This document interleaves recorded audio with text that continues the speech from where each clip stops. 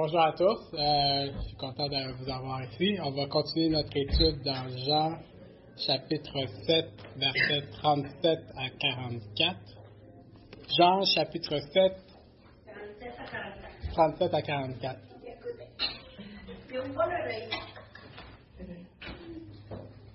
Ça tombe bien que je dois comme enseigner ce passage-là, parce que ça fait une relation avec quand j'avais prêché à propos du pain de vie. Jésus était le pain de vie.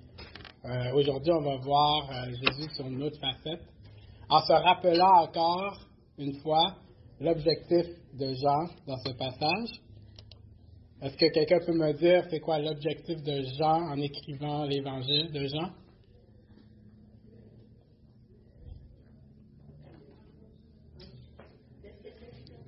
Pourquoi Jean a écrit l'évangile, cet évangile spécialement? Pourquoi il l'a écrit? Il voulait enseigner le monde.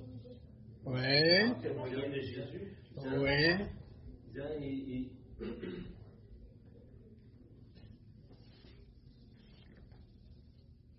Il fallait que le Messie venait. Oui. Non, dans ce chapitre, il voulait... Non. L'évangile. Oui. Ok. Parce que chaque histoire, chaque manière que Jean écrit, c'est pour nous rappeler que Jésus est le Fils de Dieu et qu'en croyant en lui, on est la vie éternelle. Jésus est le Fils de Dieu, le Messie, et en croyant en lui, on a la vie éternelle. Jean 20, 31 nous dit ça. C'est important de vraiment se rappeler pourquoi Jean écrit son message, qu'on lit Jean, et ça nous permet de nous un peu cibler et de comprendre pourquoi Jean a choisi certains passages, certaines choses qu'il a écrites. On remarque que Jean aussi est très différent des autres évangiles, étant donné cet aspect-là. Et donc souvent, ce que Jean a écrit n'est pas nécessairement répertorié dans les autres évangiles.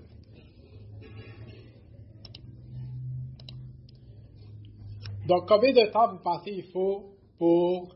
Combien de temps on peut vivre sans boire de l'eau? Combien de temps vous pensez on peut vivre sans boire de l'eau? Peut-être 3 jours. Non plus. Une semaine. OK. J'ai jamais essayé.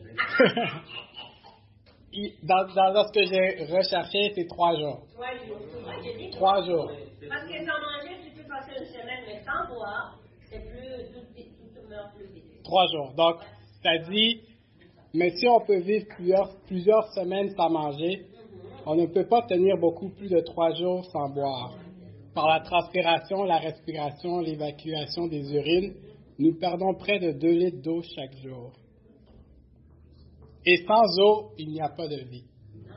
Donc, l'eau est vraiment caractéristique de la vie, même ici sur Terre, même pour tout le monde, on sait que l'eau, c'est très important. Donc, on ne peut vivre sans consommer beaucoup d'eau. Donc, gardons cette idée-là en tête. Donc, on va lire notre passage, Jean 7, 37 à 44. Le dernier jour, le grand jour de la fête, Jésus se tenait debout s'écriant, « Si quelqu'un a soif, qu'il vienne à moi et qu'il boive.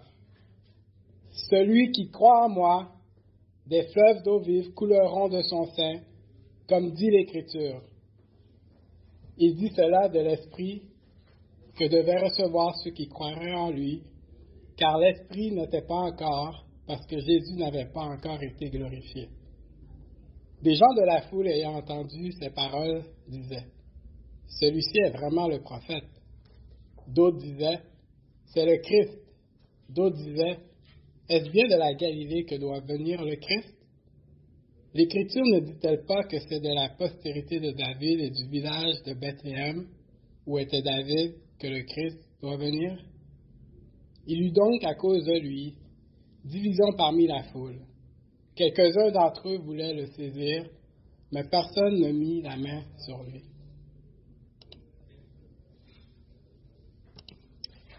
Donc, à travers ces versets qu'on a lus, et avec tous les passages qu'on a étudiés depuis sur Jean, qu'est-ce que ces versets-là vous rappellent? Qu'est-ce que ces versets-là mettent dans votre tête par rapport à ce qu'on a vu jusqu'à maintenant de Jean?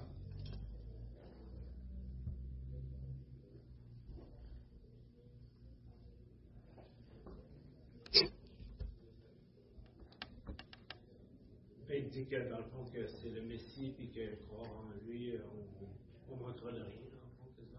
Oui. Donc, avec le fait de croire en Jésus, c'est un aspect complet. Oui, c'est ça.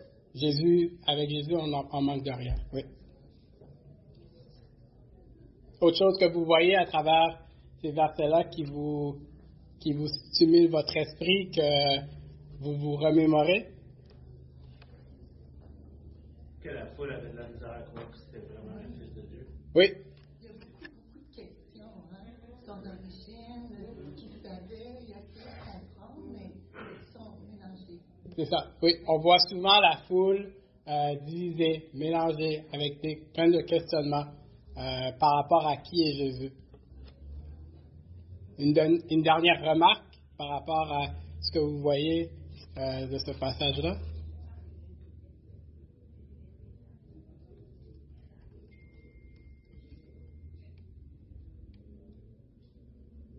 Il devait venir de la postérité de David, puis il devait venir au monde à Bethléem. Donc, eux autres, ils se posaient la question, est-ce qu'il n'est pas venu au monde de Bethléem? Réellement, il est venu au monde. Donc, ils ne connaissaient pas l'histoire, j'imagine. Oui, excellent. Donc, on va regarder ça aussi. Jésus avait des caractéristiques bien précises pour être le Messie. Le Messie était prophétisé et avec certaines caractéristiques très importantes. Et justement, est-ce que ce passage-là nous ramène à la naissance de Jésus? Est-ce que Jésus a vraiment répondu à ces caractéristiques-là? Donc, on voit que la seule condition de venir à Jésus, dans ce cas-là, de boire, c'est de reconnaître que en Jésus, on obtient tout. Et qu'il n'est pas possible d'obtenir la grâce de Dieu autre par le fait de connaître Jésus. On obtient la grâce, la faveur, le salut de Dieu par Jésus. On voit aussi que la gravité du péché et son désespoir nous amènent l'âme à avoir soif. Et c'est cette soif-là qui nous pousse à venir à Jésus pour être sauvés. Ce passage-là nous rappelle que Dieu a pourvu de l'eau dans le désert pour le peuple d'Israël. Ça nous rappelle Jésus avec la femme samaritaine au puits. Ça nous rappelle la fête des tabernacles qu'on va voir dans Néhémie. Et ça nous rappelle, comme j'avais mentionné, que Jésus avait dit qu'il était le pain de vie. Jésus, durant son ministère, fait plein d'invitations aux gens. Et celui-là n'est pas très différent des autres. On peut vraiment voir que c'était l'appel de Jésus, d'inviter les gens à venir à lui. Donc, Jésus invite les gens de plusieurs caractéristiques. Il n'y a pas vraiment quelqu'un que Jésus cible par rapport à qui doit venir à lui. Il veut que n'importe qui est dans la foule vienne à lui. Et ça, on le voit dès le commencement, quand il appelle les pêcheurs. On se souvient, les pêcheurs sur la côte de la mer. Il leur dit, « Suivez-moi, venez, suivez-moi. » Donc, dès le début de son ministère, Jésus invite les gens à venir, parce que sans lui, on ne peut pas obtenir la grâce de Dieu. Donc, Jésus invite tout le monde à venir. Vous tous, vous êtes invités à venir. Ce que Jésus offre lorsqu'on vient à lui, c'est gratuit. Donc, ça ne requiert rien. On va voir, Jésus, dans ses invitations, il ne demande pas aux gens autre chose que de venir. On ne peut rien ajouter à ce que Jésus offre, on l'a vu, parce que c'est complet. Et c'est un travail que seulement Dieu peut opérer. On l'avait vu la dernière fois avec le pain de vie. Le fait qu'on vienne à Jésus, c'est vraiment Dieu qui opère ce travail-là en nous et qui nous amène à vouloir de Jésus. Donc, on va tout de suite regarder rapidement la femme samaritaine, qui est un passage connexe dans Jean 4, 10 à 14. Donc, on l'avait déjà étudié auparavant. On ne va pas passer trop de temps dessus. Mais déjà, les caractéristiques qui est montrées dans Jean 4, 10 à 14 nous parlent vraiment de l'eau de vie. Je lis, Jésus lui répondit à la femme, « Si tu connaissais le don de Dieu et qui est celui qui te dit « Donne-moi à boire », tu lui aurais toi-même demandé à boire, et il t'aurait donné de l'eau vive. « Seigneur, lui dit la femme, tu n'as rien pour puiser, et le puits est profond. D'où aurais-tu donc cette eau vive? Es-tu plus grand que le père Jacob qui nous a donné ce puits, et qui a bu lui-même ainsi que ses fils et ses troupeaux? » Jésus lui répondit, « Quiconque boit de cette eau aura encore soif. Mais celui qui boira de l'eau que je lui donnerai n'aura jamais soif. Et l'eau que je lui donnerai deviendra en lui une source d'eau qui jaillira jusque dans la vie éternelle. »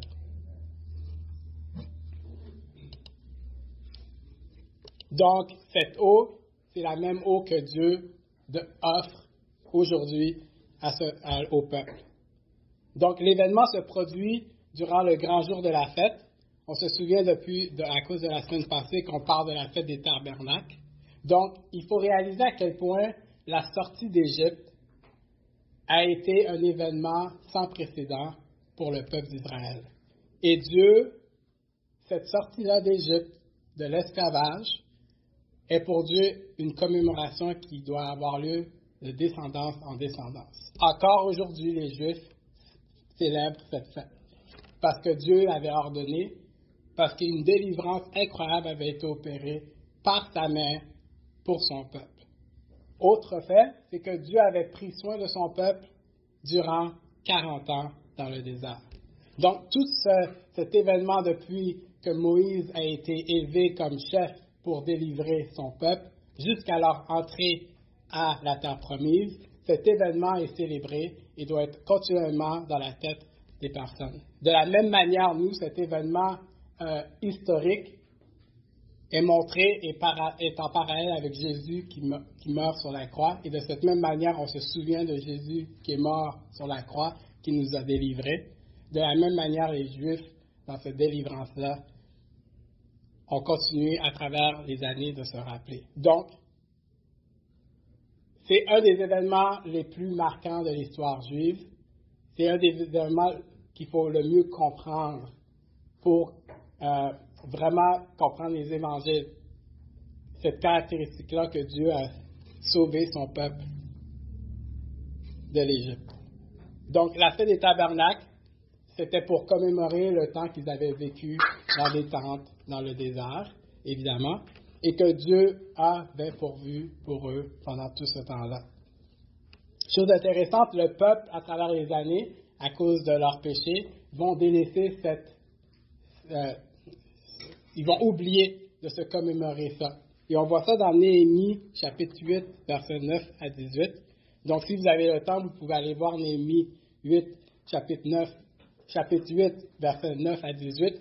Vous allez voir un peu les caractéristiques de cette fête de tabernacle, qui durait environ 7 jours. Certains disent 7, certains disent 8, dépendamment de comment vous comptez les jours.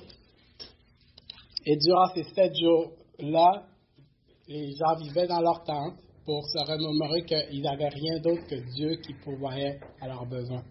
Généralement, ils ne travaillaient pas. Donc, c'était vraiment tout le peuple, tout le pays en congé durant cette fête. Donc, certains disent que durant cet événement-là, il y avait des cérémonies qui se produisaient et 2 cérémonies assez importantes à la fin. L'une, la cérémonie des eaux, une cérémonie qui comportait beaucoup d'eau, et une cérémonie de lumière. Donc, ça nous fait cliquer que Jésus a dit « Je suis la lumière du monde ». Dans la même période, il va aussi proclamer « Je suis la lumière du monde ». Donc, 2 caractéristiques par rapport à ces 2 cérémonies-là. Donc, on venait verser beaucoup d'eau, encore là, dans l'optique de montrer que Dieu avait pourvu à de l'eau pour le peuple. Donc, on se souvient que comment Dieu avait pourvu de l'eau au peuple dans le désert. Est-ce que quelqu'un se souvient de comment Dieu avait pourvu de l'eau dans le désert? Par la pierre. Oui, par la pierre. Les commandements qui étaient dessus. Oui, au rocher, le rocher. Oui, le rocher, oui. 2 fois, c'est mentionné que Dieu a pourvu de l'eau pour le peuple par un rocher. On va prendre le temps de lire dans Nombre cet événement.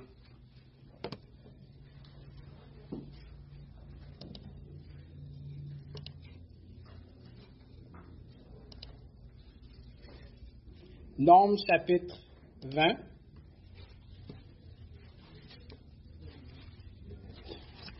Verset 1 à 13. Nombre chapitre 20, verset 1 à 13. Toute l'assemblée des enfants d'Israël arriva dans le désert de Sin le 1er mois, et le peuple s'arrêta à Kadès. C'est là que mourut Marie et qu'elle fut enterrée. Là, on parle de Marie, je pense que c'est la sœur de Moïse. Il n'y avait point d'eau pour l'assemblée. On se souleva contre Moïse et Aaron.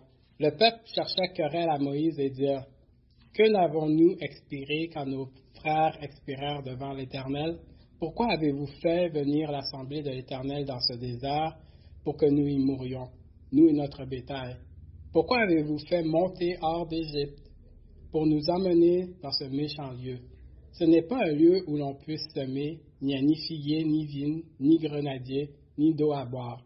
Moïse et Aaron s'éloignèrent de l'assemblée pour aller à l'entrée de la tente d'assignation. Ils tombèrent sur leur visage, et la gloire de l'Éternel leur apparut. L'Éternel parla à Moïse et dit: Prends la verge et convoque l'assemblée, toi et ton frère Aaron. Vous parlerez en leur présence au rocher, et il donnera ses eaux. Tu feras sortir pour eux de l'eau du rocher, et tu abreuveras l'assemblée et leur bétail. Moïse prit la verge qui était devant l'Éternel, comme l'Éternel le lui avait ordonné.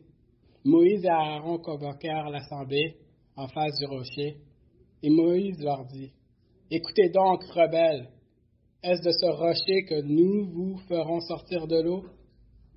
Puis Moïse leva la main et frappa 2 fois le rocher avec sa verge. Il sortit de l'eau en abondance, l'assemblée but et le bétail aussi. Alors l'Éternel dit à Moïse et à Aaron: Parce que vous n'avez pas cru en moi, pour me sanctifier aux yeux des enfants d'Israël, vous ne ferez point entrer cette assemblée dans le pays que je lui donne. Ce sont les eaux de Mériba, où les enfants d'Israël contestèrent avec l'Éternel qui fut sanctifié en eux. Donc, c'est la deuxième fois que c'est reporté que Moïse, par la force de Dieu, fait sortir de l'eau du rocher. La première fois, ça s'est bien passé. Moïse a réellement fait tout ce que Dieu lui avait ordonné. Or, cette fois-là, c'est pas vraiment ce qui se passe. On est vraiment proche de l'entrée de la terre promise. Là, ça fait 39 points, quelques millièmes que là, on est à la porte, on pourrait dire, de la terre promise. Moïse va enfin pouvoir célébrer toutes ces années qu'il a amené le peuple à la terre promise. Chose intéressante, encore le peuple, à l'entrée de la terre promise, en sachant qu'ils sont prêts, murmure contre Dieu.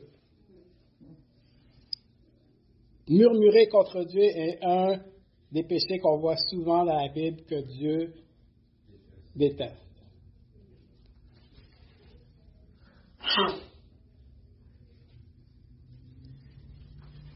Et pourtant, Dieu ne vient pas, encore on voit la grâce de Dieu pour ce peuple.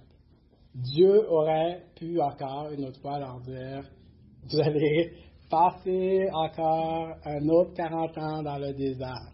On se souvient qu'ils avaient été empêchés d'y entrer au moment opportun parce qu'ils avaient eu peur de se battre contre le peuple que Dieu les avait présenté, les géants. Mais là, dans cette histoire-là, Dieu a encore la grâce envers eux et il dit à Moïse et à Aaron de leur donner de l'eau à travers le rocher. La chose qui est assez tragique ici, c'est que Moïse, au lieu d'obéir à Dieu complètement parce que ça dit qu'il a pris le bâton comme Dieu lui avait ordonné. Dieu lui avait dit de juste parler au rocher. Il a parlé au peuple. Et il a parlé au peuple. Pas très bien. Et on pourrait penser que qui aurait dû être condamné, c'est le peuple. Pourtant, c'est Moïse, en tant que leader, que Dieu condamne pour ne pas avoir démontré que c'est par sa puissance, la puissance de Dieu, que le peuple a été abreuvé. Mais Moïse ne devait pas frapper seulement qu'une fois, vu qu'il a frappé 2 fois, c'est là que Dieu lui a dit là, qu'il n'avait pas cru. Là. C'est parce qu'ici, il ne devait même pas frapper du tout. La première fois, Dieu lui avait dit de frapper, oui, c'est vrai, mais dans cette fois-ci, Dieu a juste dit, parle au rocher. Je ne sais pas, coule de l'eau, je ne sais pas. Mais cette fois-là, il était en colère. Imaginez, là, il était à la porte de la terre promise, ça fait 40 ans, on y est là. Vous avez vu Dieu vous combler de toutes ces bénédictions.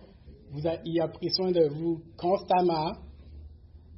On y est et là, vous murmurez encore que Dieu, il n'y a pas d'eau. Et le pire, c'est qu'il veut le retourner en esclavage. Et ça, c'est l'effroi pour Moïse de constater à quel point ce peuple est rebelle.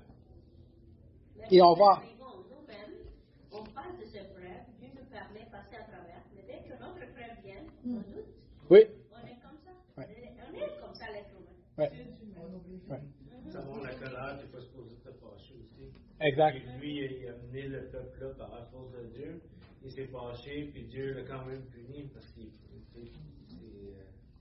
Non, c'est bon, la force de Dieu. Et c'est pour ça que quand il frappe le rocher, et dans son expression, il dit, est-ce que nous, on peut vous faire sortir de l'eau de ce rocher? Il comme oublie que c'est Dieu qui fait tout ce travail-là. Donc, la fête des tabernacles, c'est très important. C'est de se souvenir qu'on ne peut rien faire sans Dieu. Se souvenir que Dieu prend soin de nous. Se souvenir qu'il ne faut pas murmurer. Oui, on est des pécheurs, mais nous, en tant qu'enfants de Dieu, on doit faire très attention de ne pas avoir cette attitude de murmure. Est-ce qu'on veut dire à Jésus, tu n'aurais pas dû mourir sur la croix? Je veux retourner à ce que j'étais, un pécheur, allant en enfer. Et c'est un peu ça que le peuple a fait. Alors Jésus est là à la fête, il dit, si quelqu'un a soif, qu'il vienne à moi et qu'il boive. Donc, il faut avoir soif pour être en mesure de venir à Jésus. Comme il fallait avoir faim pour être en mesure de venir à Jésus. Donc, il faut reconnaître son besoin de venir à Jésus. Que l'on soit chrétien à tous les jours, il faut qu'on ait cette soif. Il faut que notre âme ait cette soif de venir à Jésus.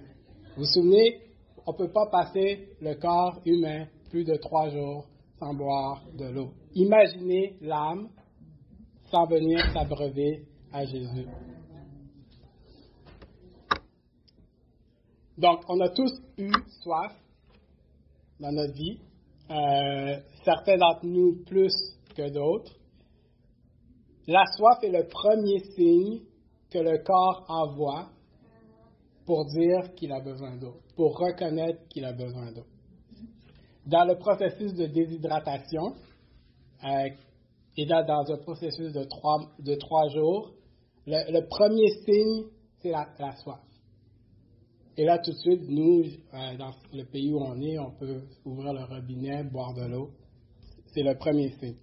Mais tu sais, moi, j'ai entendu des gens me dire, j'ai pas soif. Je bois de l'eau parce qu'ils disent que, mais j'ai jamais senti soif. Et je vois dans la vie chrétienne, il y a des gens qui essayent de le montrer, mais ils n'ont pas soif de leur bagage. Oui. Ça fait plus à chaque fois. Exact. Et ces gens-là ne peuvent pas venir. Et voilà. C'est ça. Donc, la soif est le premier signe spirituel de l'âme de reconnaître qu'il a besoin de Jésus.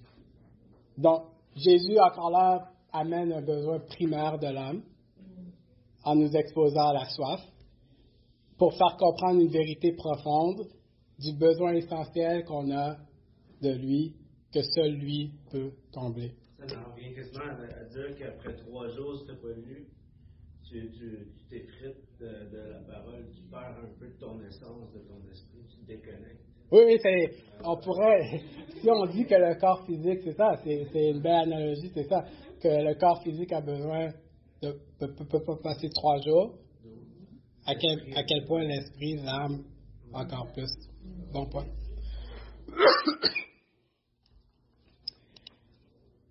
OK, donc, qu'ils viennent à moi et qu'ils boivent, verset 38, celui qui croit en moi, des fleuves d'eau vive couleront de son sein, comme dit l'Écriture.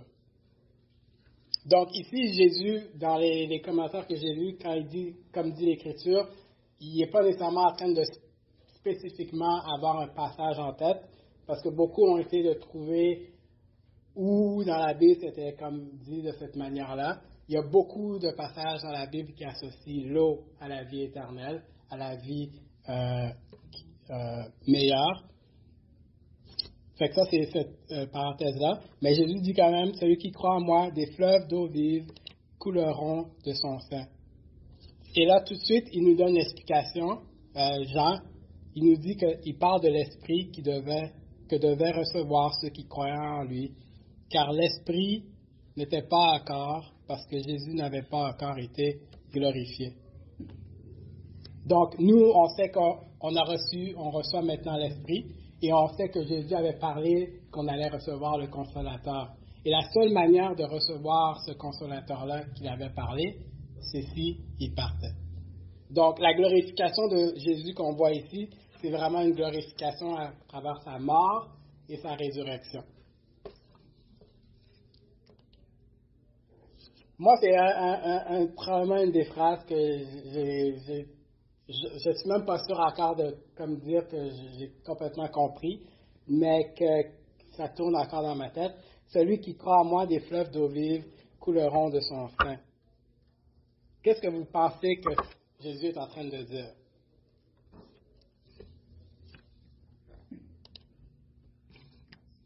Lorsque tu deviens chrétien, que tu crois en Dieu, les gens ils le voient en toi. Parce que c'est l'horrible, tu as une vie qui l'eau jaillit de toi. Tu veux annoncer à les autres. Comme moi, quand je suis devenue chrétienne, je voulais annoncer à ma famille, dire, j'ai découvert. Parce qu'avant, j'avais soif, j'ai cherché, je ne trouvais pas. Jusqu'à ce que j'ai compris c'est quoi le salut. Ouais. Ils m'ont montré aux autres, j'étais comme ça. J'ai débordé, ma coupe déborde. Ouais. C'est comme une lumière. Oui. Tu brilles. Oui, de tu partout. brilles. Tu veux annoncer ça à tout le monde. Quand Jésus remplit ton cœur, la sagesse. Si Jésus est dans ton cœur, c'est ce qui sort de ta bouche. Fait que la sagesse de Jésus sort, fait que le monde il en veut plus. Ouais. D'autres comme. Ça, c'est des fleuves d'eau vive. C'est comme. Il y a une renaissance. C'est ça. Quand on voit un cours d'eau, là, ça rafraîchit, ça donne vie. Ouais. C'est pas pour soi. C'est comme ça donne, ça offre aux autres. Ouais. Donc, on voit qu'on n'est pas juste des récipients qui reçoivent la grâce de Dieu. Et là, j'ai ma grâce. Et là, je passe. Oui, c'est ça. Ça allait dans mon chemin. Et parce qu'il parle de l'esprit, ça nous rappelle qu'on est rempli de l'esprit. Ça nous rappelle, à cause que c'est des fleuves d'eau vive, c'est pas juste un fleuve, c'est des fleuves, ça nous rappelle la puissance d'être rempli de l'esprit. Donc, nous devons déborder de la grâce que Dieu nous donne. Donc, ça jaillit du cœur qui est venu s'abreuver en Jésus. Et c'est cette puissance-là qu'on obtient en Jésus. Cette puissance qui est à travers le Saint-Esprit. Dieu en nous. Donc, c'est un changement qui affecte complètement l'homme. Quand on pense au fait que l'Esprit nous habite, vient nous transforme, on pense aux fruits de l'Esprit, c'est un changement qui ne peut ne pas être vu. Donc, c'est souvent pour la raison pour laquelle un chrétien, ça doit se voir. Ça peut pas, même si tu voulais le contenir, cette puissance, si tu as réellement été transformé, doit sortir du plus profond de ton être et jaillir. Et le Saint-Esprit ne peut pas être contenu. Donc, si on n'a pas ce ressentiment de la puissance, de la transformation qui a été opérée en nous par l'Esprit, on n'est pas régénéré. On n'est pas venu boire à la bonne source d'eau. Toutes les lots qu'on a reçues de ailleurs, une des caractéristiques de cette eau-là, quoique ça abreuve, ça ne donne pas la vie éternelle. Donc, l'Esprit en nous nous transforme, nous libère, fait un changement complet dans l'homme. Et lorsque ce changement est opéré, il n'y a pas de doute, il ne peut être contenu. Non, il ne peut être contenu. De sorte que la réaction se voit sans équivoque, les fleuves d'eau vive coulent. Donc, on doit se demander, je dois me demander, est-ce que je viens m'abreuver à Jésus pour laisser la puissance de son esprit agir en moi? Parce qu'il est réel qu'on peut avoir cru en Jésus, on peut avoir été sauvé en Jésus, et plus tard, on va être avec Jésus, mais que notre vie ici présente ne reflète pas le fait que l'Esprit nous habite. C'est pour ça que c'est important en tant que chrétien de toujours se rappeler l'Évangile. L'Évangile, ce n'était pas une fois, j'ai signé une carte, j'ai fait une prière.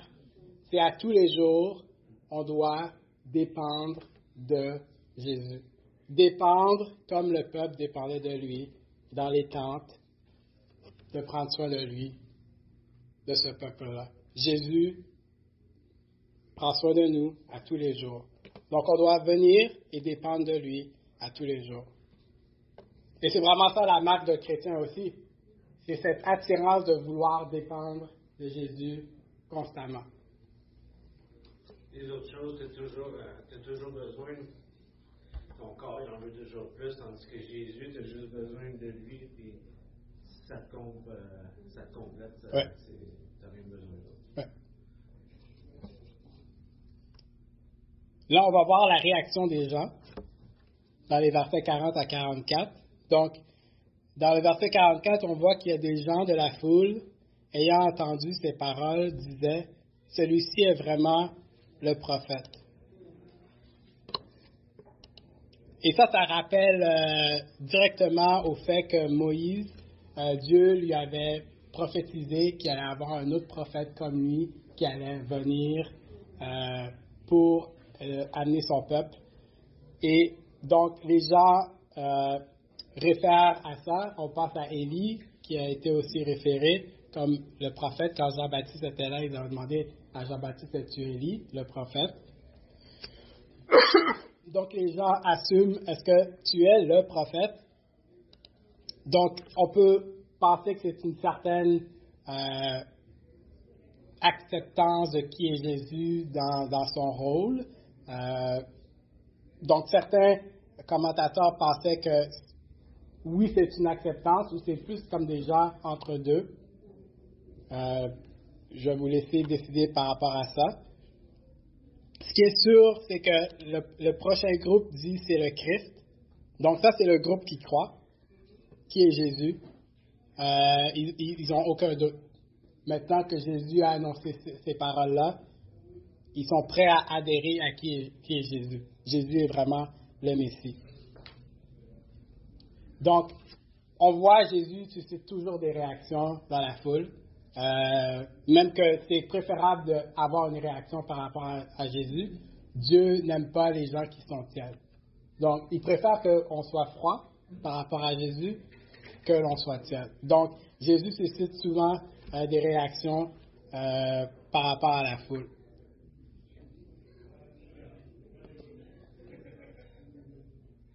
Donc, dans tout ça, après ça, on voit ceux qui ne croient pas. Ceux que c'est la logique dans leur tête au lieu que leur cœur soit transformé. C'est une logique dans leur tête, une gymnastique dans leur tête qu'ils sont en train de faire. Ils disent, est-ce bien de la Galilée que doit venir le Christ? L'Écriture ne dit-elle pas que c'est de la postérité de David et du village de Bethléem où était David que le Christ devait venir? Donc, qu'est-ce qui est étrange avec ces questions?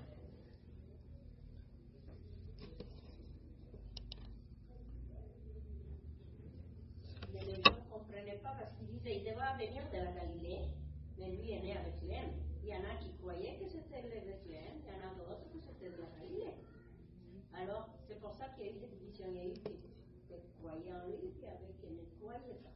Parce que c'est pas de là qu'il doit venir. Selon qui ont cru, selon qui ont... Oui, ils pensaient. Ouais. Ce que je trouve intéressant, c'est que les gens connaissent la prophétie. OK? Les gens ont étudié, c'est ça qui a été annoncé, c'est ça qu'ils attendent, le Messie. Donc, les gens connaissent la prophétie. On dirait qu'ils ne connaissent pas Jésus. Bon, il y a quelques caractéristiques par rapport à Jésus. Donc, ce qui est étrange, c'est que eux, ils nous disent qu'est-ce qui doit se passer pour qu'on croie que c'est le Messie. Nous, alors, on retourne à la naissance de Jésus, dans Luc 2, 1, 7. Luc 2, 1, 7. Donc, eux, ils nous disent qu'il faut qu'il soit de la postérité de David et qu'il vient du village de Bethléem. OK, on va aller voir si Jésus remplit ces caractéristiques-là. Luc chapitre 2, versets 1 à 7. En ce temps-là parut un édit de César Auguste ordonnant un recensement de toute la terre. Ce premier recensement eut lieu pendant que Quirinius était gouverneur de Syrie. Tous allaient se faire inscrire, chacun dans sa ville. Joseph aussi monta de la Galilée, de la ville de Nazareth, pour se rendre en Judée, dans la ville de David appelée Bethléem, parce qu'il était de la maison et de la famille de David, afin de se faire inscrire avec Marie, sa fiancée, qui était enceinte.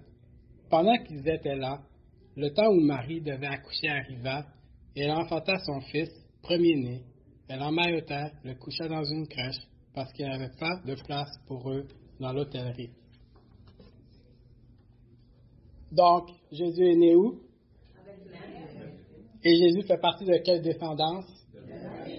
OK. Donc, Jésus est le Messie, selon ce qu'il dit.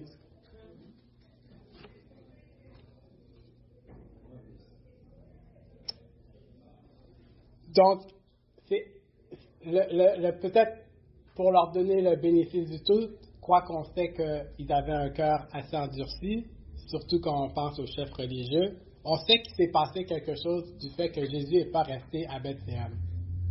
Qu'est-ce qui est arrivé que Jésus n'a pas vécu à Bethléem?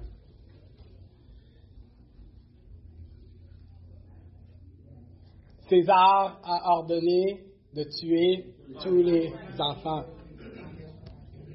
Donc, c'est ce qui a causé que Jésus devait se rendre en Égypte et après ça de vivre à Nazareth. On va l'appeler le Nazaréen. Donc, de ces deux caractéristiques-là, peut-être, on pourrait donner le bénéfice du doute qu'ils ont cru que Jésus était de la Galilée et non de Bethléem. C'est un peu la même chose que la famille, que Jacob et tout ça, quand ils sont partis en Égypte, avant d'être sauvés de l'Égypte par Dieu, là, c'est Jésus qui est parti en Égypte, après ça, il a été ramené, c'est comme, là, c'est rendu juste un. Ouais. C'est tout le temps, ça se répète, c'est beau. Oui. Comme notre pasteur dit souvent, la Bible est un livre qui se tient. C'est assez fou qu'on prend le temps de l'étudier. Donc, il faut des fois arrêter de faire cette gymnastique-là et de juste retourner à ce que la parole dit et de vérifier qu'est-ce qui a été dit. Et Jésus est bien et bien annonce les prophéties. Donc, on a vu 2 prophéties, mais Dieu a réalisé à travers Jésus toutes les prophéties qui lui avaient été annoncées. Finalement, on voit au verset 43, « Il y eut donc à cause de lui division parmi le peuple. » Donc, quelle exhortation nous donne ce verset? Qu'est-ce que vous pouvez retirer de ce verset qui serait bon de savoir pour votre vie? Donc, il y a un débat qui, probablement animé, survient dans la foule. Donc, qu'est-ce que vous pensez? Quelle exhortation qu'on peut avoir du fait qu'il y eut division parmi la foule à cause de lui?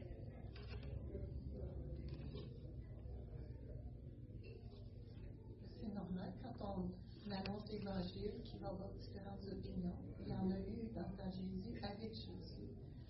De ne pas en être surpris. Exact.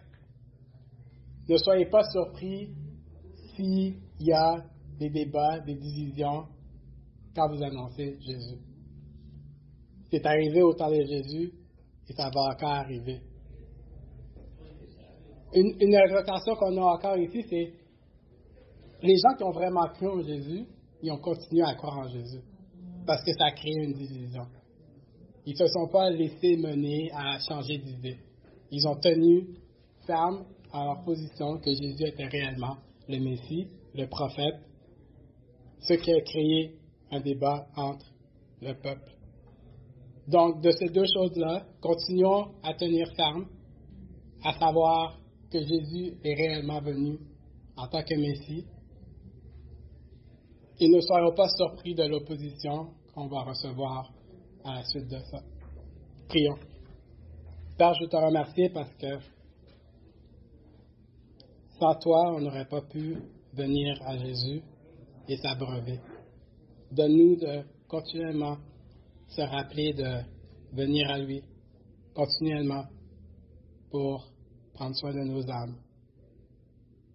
Si quelqu'un ne te connaît pas, Père, donne-lui d'avoir soif pour Jésus. Et pour nous qui te connaissent, aide-nous à continuer de dépendre de toi.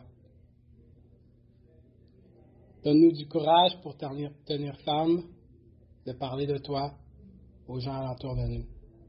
Par la puissance de ton esprit. Amen.